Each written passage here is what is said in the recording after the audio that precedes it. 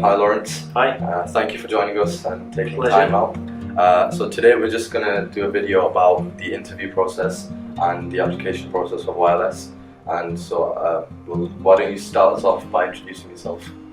Sure, yeah. So my name's Laurence Etherington. I'm the admissions tutor for the law school. I've done that for quite a few years. I'm also one of the lecturers. And I've been here from the beginning as well, so even before the law school set up, just with us with kind of writing the programme and deciding what we're going to do. So I've been here quite a while. Right. When did it start exactly? Which year was that? I started in 2007, and I think the first undergraduates came in 2008. I think that's right. So the current first years are the 12th set of first years. Right. Okay. So that's us. Yeah. So we'll just crack on with the interview. Sure. Overall, what makes a good, well-rounded law student generally? Well, it is quite different for York because I think we're looking for a lot of the same kind of things that other similar law schools might be, but there are certain characteristics, abilities, skills that we're looking for that are a bit different. So I think that good law students generally have to be intelligent, obviously. They've got to be analytical.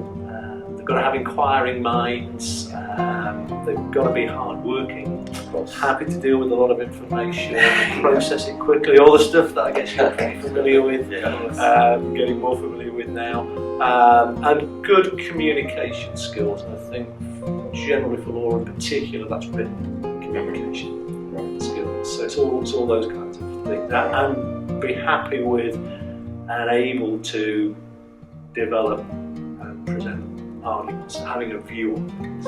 Arguing.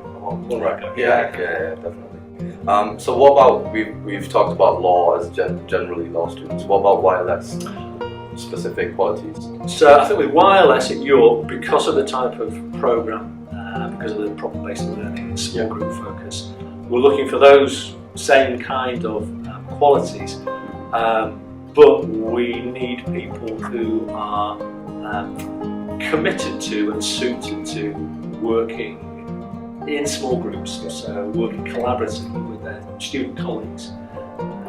Part of that is, a big part of it is understanding that that's what the programme is about, what the main kind of feature of it is. And part of it is having those kind of interpersonal skills, so you are able to work effectively with others.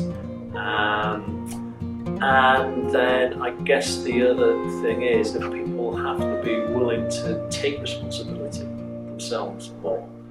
That it's not so much teaching focused as encouraging and supporting and helping students work on their own, independently but also collaboratively, but effectively that they are responsible. And that's a slightly different view, different approach, and requires a slightly different skill set. What makes a UCAS application stand out from the rest? Well, for York, that's quite straightforward because we interview, as you know, and because we interview, we don't perhaps assess, evaluate some of the other elements in the UCAS application as much as other similar schools might do. So things like, and I know it upsets some people, things like personal statements, they are looked at by our central admissions team, but unless there's something quite unusual, they aren't actually considered. And there are good reasons why we don't do that. One of them is because we don't have to, because we don't need to rely on it, because we're doing the interviews.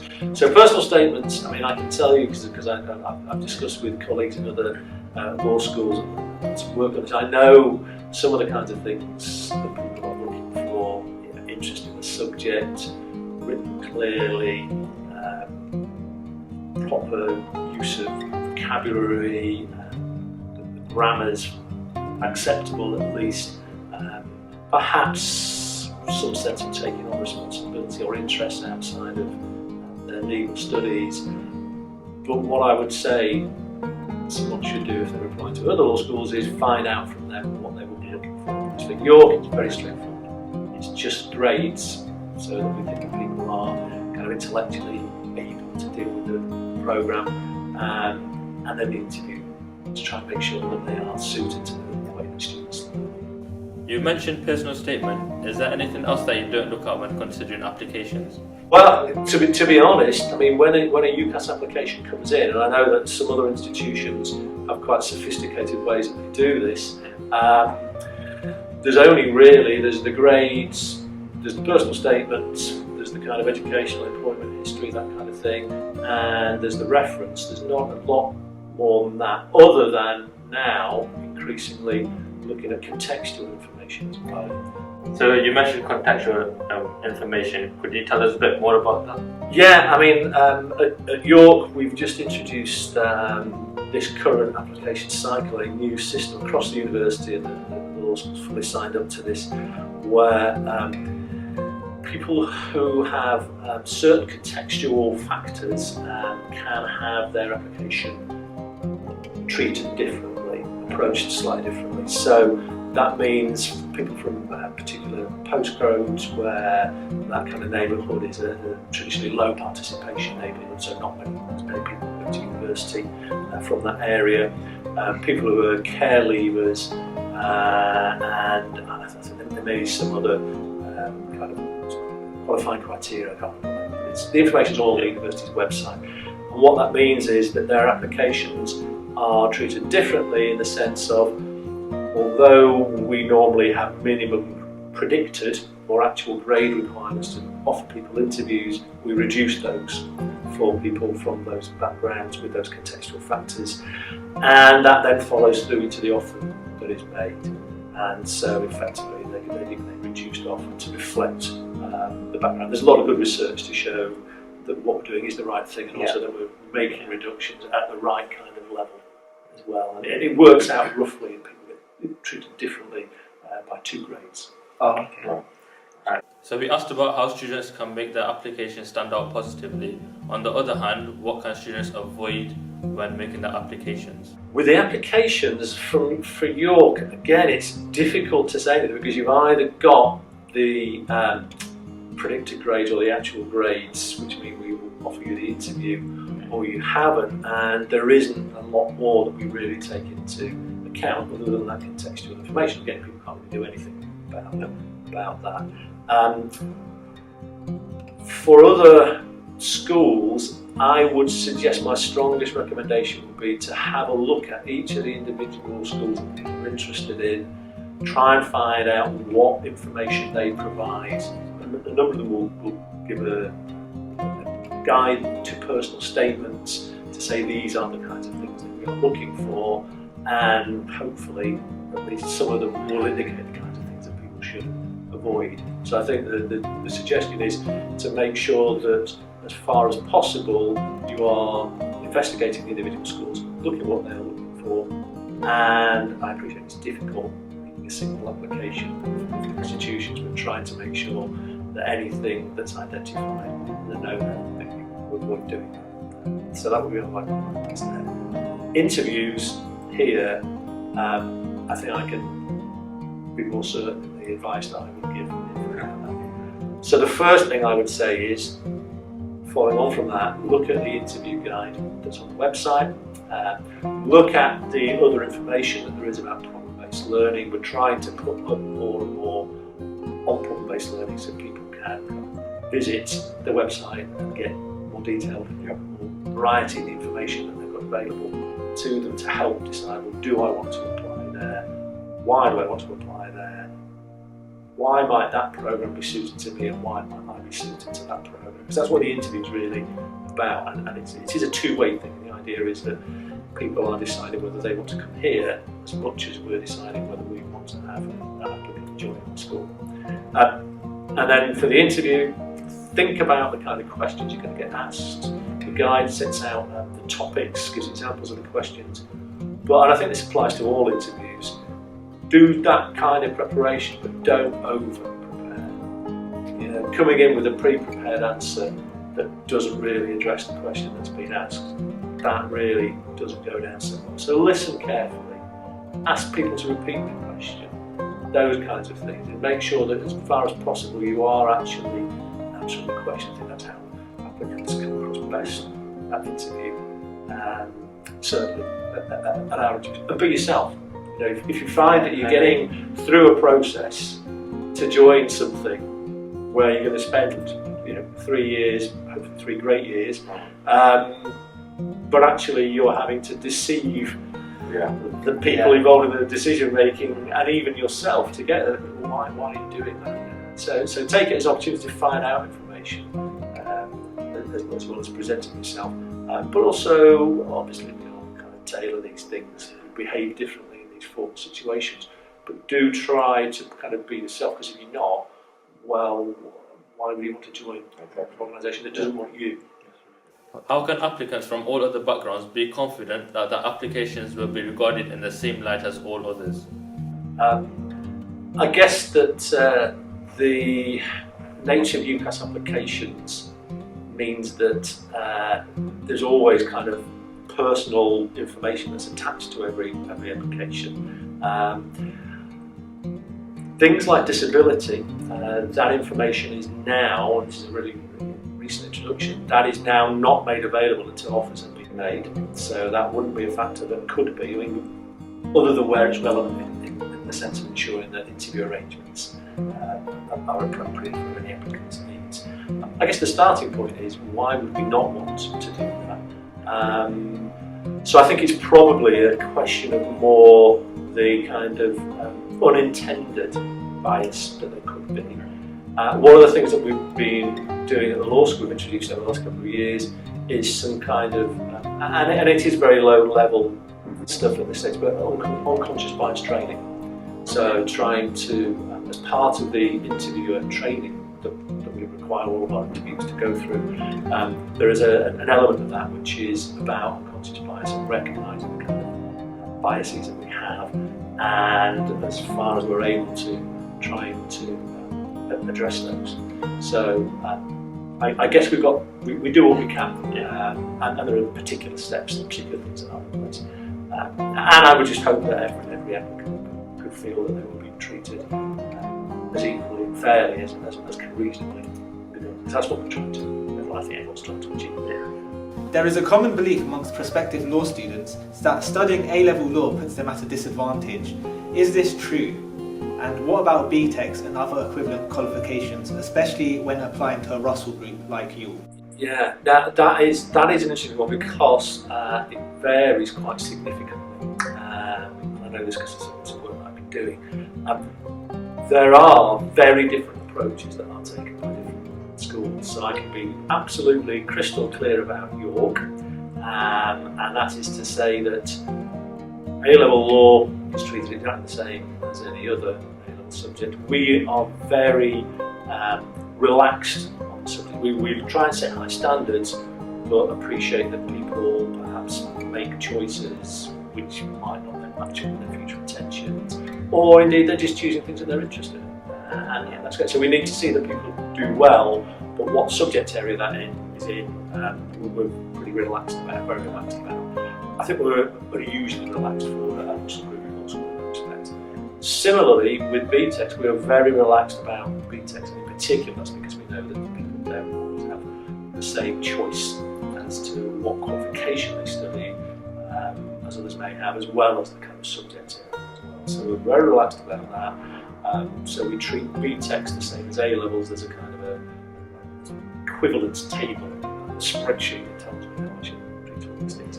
We just follow that, but that is unusual, I think, for a Russell Group law school. Some will have preferred subjects. Some will only allow you, for example, the qualifications, one BTEC, or perhaps they will accept 2 BTECs, but it has to be in combination with 1 A-level, or it's maximum 1 BTEC with 2 A-levels. Some won't accept BTECs at all. The advice I would give is, as with the other factors, find out from the individual schools and ask them what that approach is. A number of them will state it on the website. And then there are some which have preferred subjects, whether that's A-level or BTEC, and some where they exclude them, so they just don't get them at all. So what about general studies and EPQs? How do you regard them? General studies are commonly one of those excluded subjects, but we do accept them. Again, as I say, we try and keep a kind of a high bar in terms of setting high standards, and try to be as flexible as we can in how applicants meet and achieve those standards, achieve those grades. EPQ, I'm very glad you asked me this, because again it's a kind of a misunderstanding that people sometimes have. A number of law schools will reduce grade requirements or include that within their offer. We don't do that. We think they're good things to do, they're good preparation, gives students an opportunity to look at the subject area of interest, researching real depth. It's a great thing to do, but we don't reduce the formal offer because we are very flexible generally. It's something that we might, however, take into account when it comes to confirmation. So when it comes to results day and people who are just a bit off meeting their grades, where there are places left, they have to be filled, different schools will approach it in different ways. We like to look at our existing offer holders, firm offer holders, and ones who really want to come here and see where we can kind of exercise some discretion.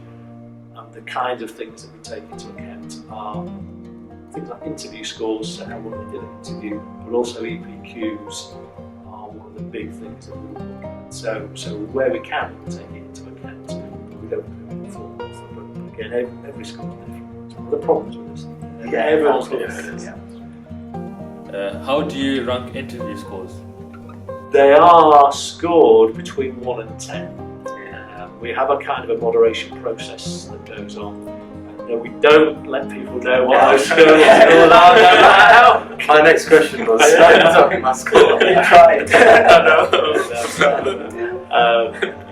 All you need to know, I think, is it must have been good enough. Yeah. For you guys. So I had a question about results day. So you talked about that. What about clearing? How many times has your been in clearing, and does it tend to come in clearing? The law school itself, the law school, I can say that in kind of clearing proper, so the kind of the main so clearing is a system that's used for different things, and it's not always what people perceive as clearing. Since I've been an admissions tutor, we haven't gone into clearing in that sense, because we've always said, well, we'd rather focus on the applications that we have and try and exercise discretion for find a place for those students. So we've not gone into that kind of what most people think of by clearing. We haven't done that. Is there any particular advice you'd give mature students or international students that are considering YLS? I guess firstly for international students, I would suggest that they find out as much as they can about the style of learning and how it's different. There are a couple of potential points here. I guess one is that obviously the best way to find out is to actually come here and talk to students, because no matter how we as the academic staff might try and communicate it, we don't really understand it from a student perspective in quite the same way. So I think if you can have a conversation with people and get their experience, then that's going to be the best source of information you can get. And obviously for many international students, it's much harder for them because they have the same opportunity to visit. There are things like we can try and set up Skype chats or even just emails or something along those lines with current students if someone's interested. Do make the most of the information that's available to you, and it might help with your Skype interviews. So we try and make sure they're notes, because you can't get the place without doing the interview. You hope you can't pass the interview unless you have at least some level of but there's only so much you can actually try and really ensure through that kind of process. And so take the opportunities that are available. For mature applicants, I guess the main thing to say is that the way that their applications are considered is different. So we don't set the same kind of A-level requirements. The best thing to do for many, if it's a mature applicant who thinks they might not meet the standard requirements in terms of the academic performance, probably the best thing to do is to get in touch with them and say, look, this is what I'm doing, or I'm thinking of applying. We get quite a few people say, I'm thinking of applying, I'm thinking about doing an access diploma, I'm thinking about doing an A-level or university one. If they let us know what it is that they're thinking of doing, then we can advise on what we think might be the best thing to do. Everyone will always have to pass the interview, but the interview's When people apply, is it usually first come, first serve, or are they all treated equally? The short answer to that is that it isn't first come, first served as long as you apply by the mid-January deadline. And that's a requirement. So how easy it is to enforce all these things, I don't know, but each institution is required to give equal treatment to people who apply by that deadline. I know for people who are applying to Oxbridge is an earlier deadline. What then happens with us is that we deal with the applications as they come in. So if you apply earlier, you're going to get offered an earlier interview date. If you apply later, you might not get an interview date until March, when our final interview dates are.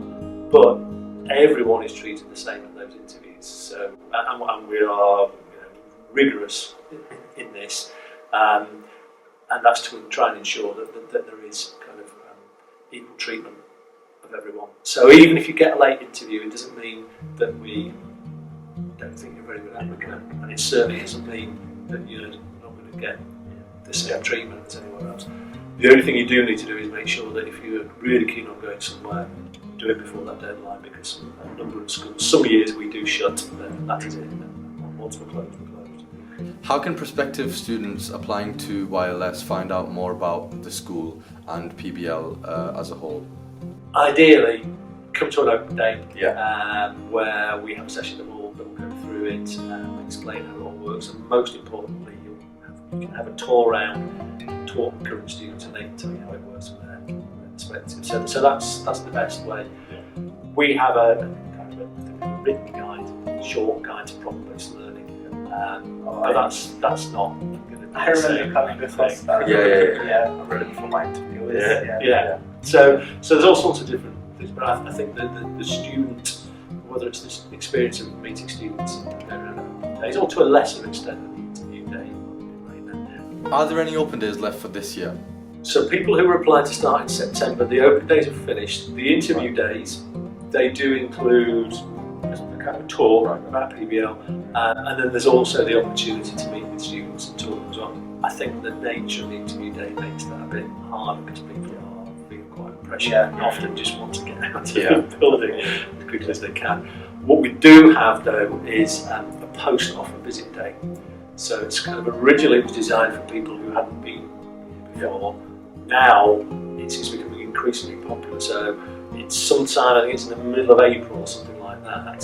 So offer holders are invited, if they want, they can come here and spend an afternoon, and we actually do now incorporate a kind of a very, very mini PBL element within that.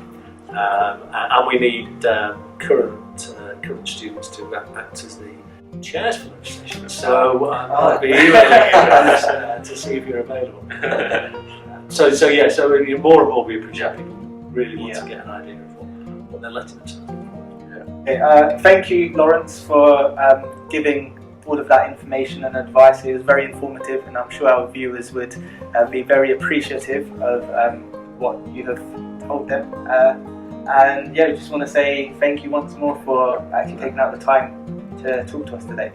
Pleasure, and I've just said, if people have any questions, ask the question. Worst that could possibly happen is you don't get an answer.